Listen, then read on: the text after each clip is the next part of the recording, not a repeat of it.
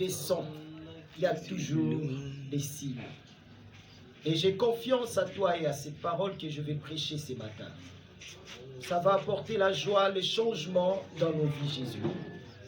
N'est-ce pas, la Bible me dit que tu as envoyé ta parole et la parole l'a guéri. Nous croyons à la guérison, au changement dans ta parole. Aide-nous, Jésus, à bien recevoir cette parole et que cette parole demeure dans nos cœurs et dans nos vies. Et que nous marchons aussi selon ta volonté. Au nom puissant de notre Seigneur Sauveur Jésus-Christ, disons tous Amen. Amen. Acclamons le roi des rois. Merci beaucoup. Je bénis l'Éternel ce matin. Que le Seigneur Tout-Puissant vous bénisse abondamment. Je me nomme le pasteur Eli Mongo. Pour ceux qui ne me connaissent pas, je suis marié à une seule femme et j'ai plusieurs enfants. Amen. Par la grâce de notre Seigneur Sauveur Jésus-Christ. Que Dieu vous bénisse abondamment, vous qui êtes là. Et je crois que ce matin, il y aura de bonnes choses que Dieu accomplira dans nos vies. Amen. Il y a quelque chose que j'aime toujours dire. Les jours où Christ viendra, est-ce qu'il trouvera la foi dans les mondes? C'est ça la question que nous devons nous poser chaque jour. Est-ce que vous savez, lorsque nous parlons de la foi ici, nous voyons la crainte de Dieu. Est-ce que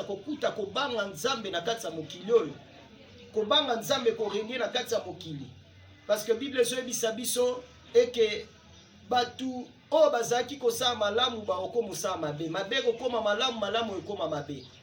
Amen, amen. Nyonso ekozinga mokili pe mokili ekotambola lisusu ndenge sengeli te. Ma soeur, mon frère, c'est ça la question que je me pose et je te pose aussi. Le jour où Christ viendra dans ce monde, est-ce qu'il trouvera la foi dans ton cœur? Il trouvera la foi dans ta vie. Ako trouver ko banga nzambe na kati sa yo. Bato bazo ke l'église de l'eau, tozo ke l'église mais changement exaté. Pourquoi? C'est ça la question que nous devons nous poser. Et je vous le dis en vérité, ça sera difficile que nous voyons la main du Seigneur dans nos vies aussi longtemps que biso tozo nga ko changer te. Amen, amen. Tokoya tango nyonso, toko bondela nzambe, mais ce qui changement comme il faut exaté. To vivre na se ngolo nzambe, mais makamusu to okuta na ngote. Le grand thème tozo exploité ça toujours, brisons leurs liens, délivrons-nous de leurs chaînes. Les deux hommes qu'on a mis ça tout y a quoi intervenir na culte matinal oyo. Na cellule na biso, il y a la bonne nouvelle, il y a l'emba. Ma soeur, mon frère, est-ce il faut me commettre tout na motuno. Ma soeur, mon frère, nzamba na posa na yo, mais azana posa ba lien et kangamayote. Po ba lien kangamayote, il faut on luka nzambe na nenge sengeli. Po ba chaîne e umela na maboko na yote, il faut luka nzambe na ndenge sengeli. Yango sous-thème na biso tozo exploiter zali vallée ya banca. Amen, amen. Vallée de banca. Lorsque nous parlons de vallée de banca, je vous avais dit que nous voyons la souffrance, les difficultés, peut-être lamentation kolela na yo, ba problème ozokuta nango na nzela, na parcours na yo, yango na tobe na vallée de banca. Amen, amen. Totanga qui déjà Bible na si mututu ayebi yango, nous avons lu la Bible dans Psaume 84, 7. Mais nous savons une chose, quel que soit vallée obiso tozo lekisa, quel que soit makambo tozo kutanango, le seul et l'unique qui peut donner la solution, c'est Jésus. Amen, amen. C'est tout à fait possible à changer et à passer sans solution. Amen, amen. Aujourd'hui, j'ai au moins 2 livres que nous allons exploiter. Le premier livre, nous allons lire dans 1 Chronique 4, 9 à 10. Et le deuxième, nous allons prendre Matthieu 12. Nous commençons au 9e verset pour l'amour de notre Seigneur Sauveur Jésus-Christ. Amen. Est-ce que nous pouvons nous lever pour le respect de la parole? Nous allons prendre la Bible dans 1 Chronique 4. Nous prenons le 9e verset. D'abord, la Bible nous dit, Jaébet était le plus considéré que ce frère. Sa mère lui donna le nom de Jaébet en disant, c'est parce que je l'ai enfanté avec douleur. Jaébet invoqua le Dieu d'Israël en disant, si tu me bénis et que tu étendes mes limites, si ta main est avec moi, si tu me préserves du malheur en sorte que je ne sois pas dans la souffrance, et Dieu accorda ce qu'il avait demandé. Acclamons le roi des rois, mettons-nous d'abord. Matthieu 12, Torotanga. Ma soeur, mon frère, Bible zolo balabiso awa sur histoire ya Jaébet. Oko comprendre que zana batu misusu azana kombo mais azana vie ya malonga te. Oko uta na famille moko riche. Kombo ya muneno lata mais vie yozo mene eza différent na kombo yozana ngo. Ah bazo betela biso lisolo ya Jaébet. La Bible nous dit il était non plus considéré que ce frère. Batu babande ko linga Jaébet mingi. Azaki na personnalité moko jamais vue. Et c'est ça ce que nous voyons aujourd'hui. Combien de gens ayebani kombo eza célèbre mais vie ont mené ça différent na kombo ya soi.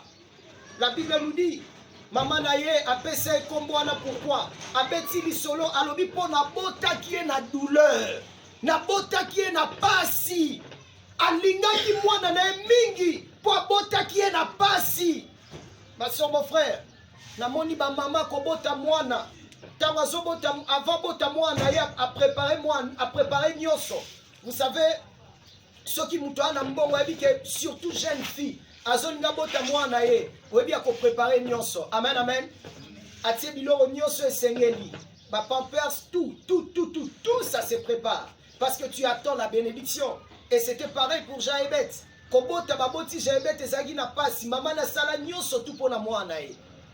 Je me rappelle il y avait un jour nakuta na maman mo azobeta lisolo. Abetela lisolo bi papa moni mwana nga o akomi na 16 ans kami ta okokisa 17 ans. Aza mwana na nyokwami makasi pona ye.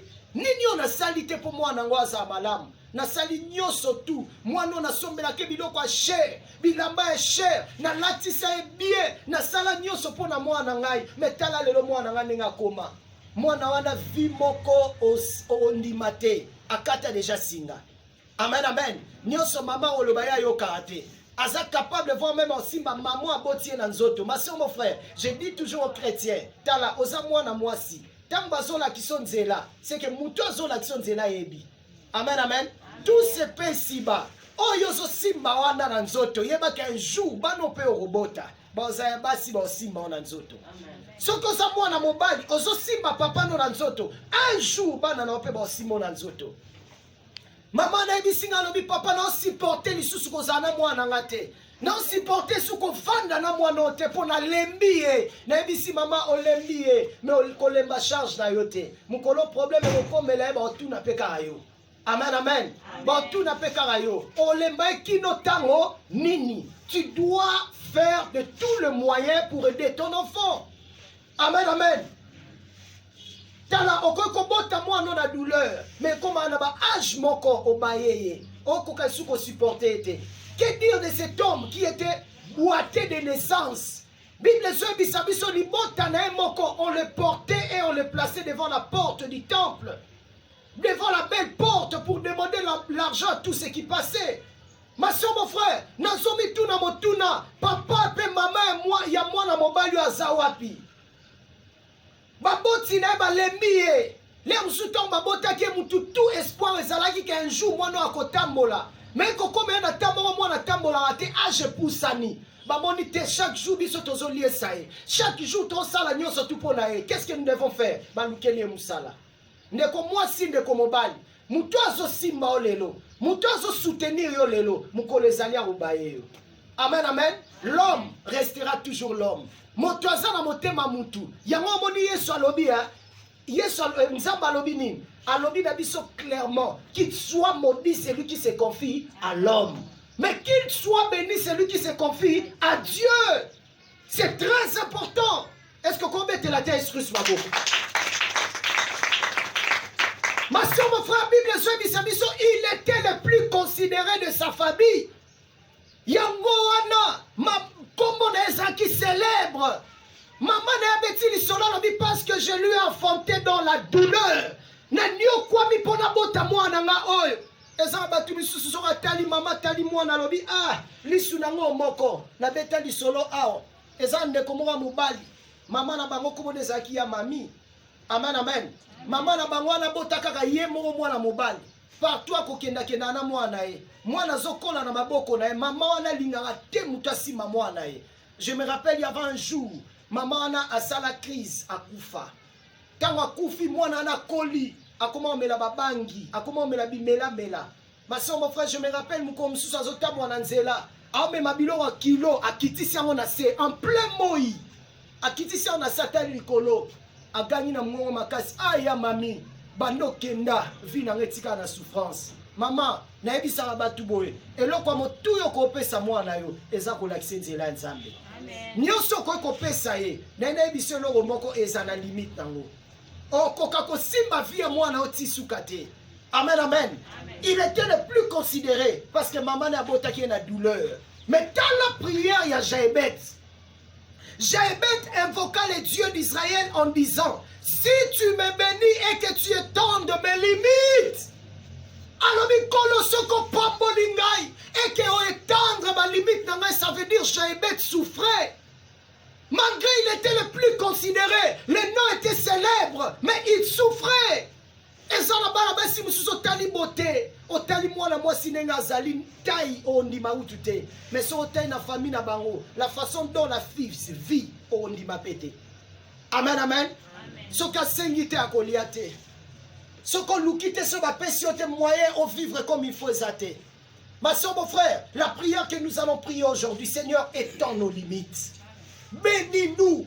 Parce que pas si elle est qui. Alors, si tu étends mes limites, amen, amen. Si tu me bénis et étends mes limites, si ta main est avec moi, et que je ne sois pas dans la souffrance, azolela lobi, soki loboko de kozali kolona ngai, nazala lisusu na kati ya pasi te. Azolela pasi eleki, ma soeur, mon frère, le monde peut parler, mais lorsque Dieu parle, il y a toujours une différence. Tolelela nzambe yenda loba na bakana biso na situation na biso. Jaébet atali situation atali tout autour na ye batu bakoko metele maboko balobi te oza malamu mwasi kitoko komitungisa mate vi ozomene lelo lobi robosa na maso mon frère eza pe na bato azaki mwasi kitoko ba vi amene lelo tipe kokufa pe na vi wana ya pasi. Nebisa ba jeune fille tala ba mama nyonso bozomona ba onyo kwa malelo ba banda iboete bobi lobi na bango nde bazaki te.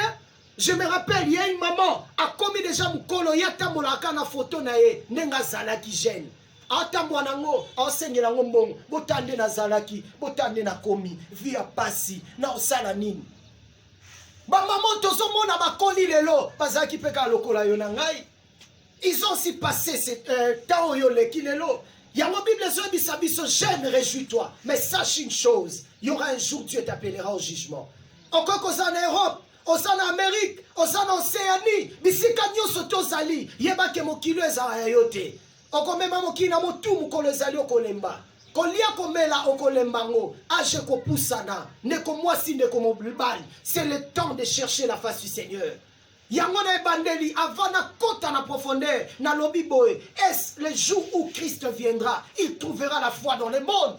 Mokolo yeso kwa na mokilo, est-ce qu'on trouve pe bateau bazotamwa na crainte de Dieu, bateau bazotamwa na kobanga ye? Nous avons besoin que Dieu nous visite, mais où sommes-nous? Oza mama, mais olinga kabana baninga te. Yo linga souffrance bana baninga pona nini po moni bana o babalite. Oza papa, oyebaka kosunga o bazo tout autour na yo te. Même na bana na omoko ozoke kobimisa mbongo libanda. Un jour Dieu te posera cette question.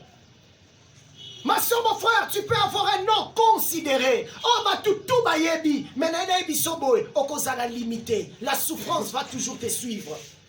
Il y a combien de mamans aujourd'hui? Nakatanda kune makamozo salo talibo kondibate. Mais libanda azobima lokola meme ayebi lokote. Moi si malam, moi si nyoso tout est anormal. Ma soeur, tout ce que tu fais dans ta maison, un jour tu vas les payer. Comportement zako affiché na katanda kunayo, mukole zali okobukango. Amen amen. Tala buka na yo na kibo mwana, mais kobuka na kimukolote. Ezaka souffrance makasi. Étends mes limites. kotikanga na kati ya souffrance oyo te, kotikanga na kati ya difficulté oyo te. C'est la prière que nous les chrétiens nous devons faire chaque jour.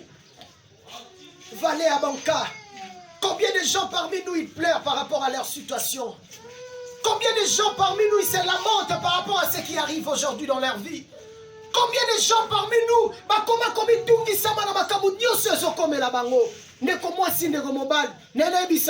nous avons un Dieu qui est vivant, son nom c'est Jésus. Amen, amen. Jamais tel enseigné. Alors, il faut que l'on la passion na kati na ngai. Que l'on la souffrance na kati na ngai. Na ko umela isu na ko le la boité. Ma soeur, mon frère, c'est la prière que nous devons faire aujourd'hui. Tu dois prier. Il faut que Sanzambe longo la passion oyo. Longo la souffrance na kati na ngai. Na lingi na continuer na ko le la boité. Na lingi na continuer na kati sa pasi boité. Ma soeur, mon frère, je lis la Bible quelque part. Nous allons d'abord lire la Bible dans Matthieu 12. Nous prenons le 9e verset. La Bible nous dit ceci. Étant parti de là, Jésus entra dans la synagogue. Et voici, il s'y trouvait un homme qui avait la main sèche. Ils demandèrent à Jésus, est-il permis de faire une guérison le jour du sabbat? C'était enfin de pouvoir l'accuser. Il leur répondit, lequel d'entre vous, s'il n'a qu'une brebis et qu'elle tombe dans une fosse des jours du sabbat, ne la saisira pour l'en retirer? Combien un homme vaut-il? Pas plus qu'une brebis. Il est donc permis de faire du bien le jour du sabbat. Alors Jésus dit à l'homme, étends ta main, il étendit et elle devint saine comme l'autre. Amen, amen. Acclamons le roi des rois. Acclamons le roi des rois. Ma soeur, mon frère, Bible zo bisabiso yeso koti na kati ya synagogue, na kati ya tempelo. Kote ya liloba nzambe lolenga mesani. Ndeko mwasi ndeko mobali. Bayeko tuna Yesu motuna moko. Akute na mutu moko. Maboko na eza ya kokauka. Ma soeur, mon frère, c'est ça la question que je me pose du jour au jour. Nani akausa maboko na yo? Likamu nini yango esila rate? Nyonso rosale simba rate. Obimise loko bana oteka boy omona nyonso tezo sila. Ma soeur, mon frère, vous savez pourquoi? Parce qu'il y a le lien. Nakata famille na bino, nakata famille no moko yebi yango. Bato bele basala mambo simba pete. Amen, amen. Et ça peut na mutu msule musanzo rane mbongo mais azako réjouir, azako se réjouir na mbongo wana te. Combien de gens lelo askenda poto, azana kati États-Unis d'Amérique azwane mbongo, mais pas sepela na mbongo ya zozo eza pasi. Muke ba peti a na Congo mutu abenga ebo mabe, mutu abenga ebo mabe, via pasi. Mutu bomo na kaza na poto alati bilamba malili yo anazo tambola na Facebook, WhatsApp, mais ba réalité azokuta na mutu ayebite. Tout ça pourquoi? Parce que charge l'équipe. Na tongo ba robenga na mili ba robenga na poko ba robenga. Akomotia na ba répondeur. Le lope comme WhatsApp, nyoso ba message kotinda. Tout ça pourquoi? Parce que la souffrance nani akausa maboko na yo. C'est ça la question que nous devons nous poser. Ozoteka, ozobundana, orobandoteka, oza jeune fille bandoteka comme na tamo nyoso te senini esili. O évoluera te, o avancera te. Amen, amen. Yo mo bituna na sala nini? Omona muke ezongiso na nzela mobulu. Ezongiso na nzela mabe. Le mususu lobaki tende na bandi musala na nga boy. Na ozonga su na nzela na temelelo zonga. Vous savez pourquoi? Parce que le diable a fait de tous les moyens pour na ko kausa maboko na yo. Nyonso ko sala e ko simba te. Obibisa boy ko simba te. Okota boy ko simba te. Okende boy ko simba te. Ma soeur, mon frère, ils ont bloqué tes mains. La Bible nous dit, brisons leurs chaînes. Amen, amen. Délivrons-nous de leur nini. Amen, amen. Chaîne, oui. Ma soeur, mon frère, nous avons un Dieu qui est vivant. Son nom, c'est Jésus. La Bible nous dit, cet homme, est-ce qu'il est permis? Est-il permis de faire le miracle le jour du sabbat? Ne comme moi si ne mobile diable a kolinga aucun jamais que yo soit miracle mokolo esengeli yo soit akolinga ngote yango moni distraction kokotisa distraction akotisa aventure tozwa na tongo poto lukanzambe nzamba mimonisa na kati sa biso mokomona muke oleke to kende faire solution na biso tozonga akasima bazo permettre te Yesu alobi, oui, il est permis de faire le miracle les jours du sabbat. Atuni bango motuna, nani na kati na bino, sokazaka na brebi moko, amoni azoke na libulu, akotika kende. Alobi, soki omoni brebi na omoko azoke na libulu, otika kende te, olandi po zoye, boni mwana moto. Moto akelami na lilingi na nzambe. Moto nkolo atia na mokili oyo. Alobi, oui, il est permis de faire le miracle des jours du sabbat. Amen, amen. C'est pourquoi Jésus a crié dans la voix plus fort. Namongongo makasi étends ta main. Amen, amen. Nekolanga lelo. Pauvreté wana.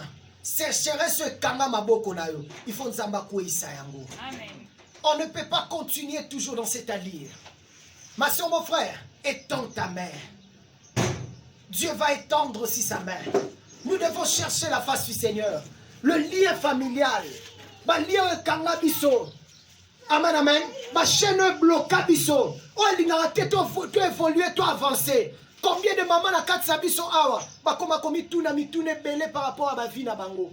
Na loba kiangwa lobby. Misuso mona lelo malade, lobby malade. Makamnyo soto sala refo ko bimisa nga na katsa kisi. Batu balia mbongo no bie balia bénéfice na ezande ba docteur. Les misuso ki osoma ba kisi nyonso chaque jour, presque chaque jour. Nous comme misuso to va na docteur moto zo solo la. Docteur ana lobi papa to sala prière pour batu ba na katsa hôpital. Ngape na okamo batu misupe bazo na église en la prière na belate. Nekonangai, le monde est comme ça. Moi qui les a compliqués. Je vous le dis en vérité, tu dois prier pour ta vie. Tu dois chasser cet esprit. Esprit où on est même toujours dans la sécheresse, dans la souffrance. Osana ici comme l'âme, mais on vivre comme il faut. Osana ici comme l'âme, qu'on a un bête au mounene, mais ma réalité, on a un moutoua évité.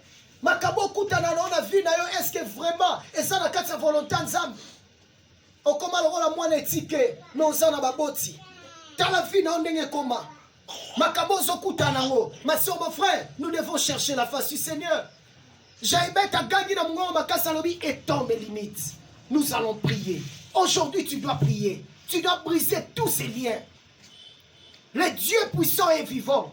Ma soeur, mon frère, priez en ayant ce qu'on s'allait en bien, Nzamba Okita. Nzamba Osala, na bisamino vérité. Na moni miracle, ndenge nyoso na Yesu. Et je le dis, je le dirai toujours, tout est possible à celui qui croit. Lorsque tu crois, c'est possible que Dieu change ta situation et ta vie. Amen, amen. Lève-nous, nous allons prier.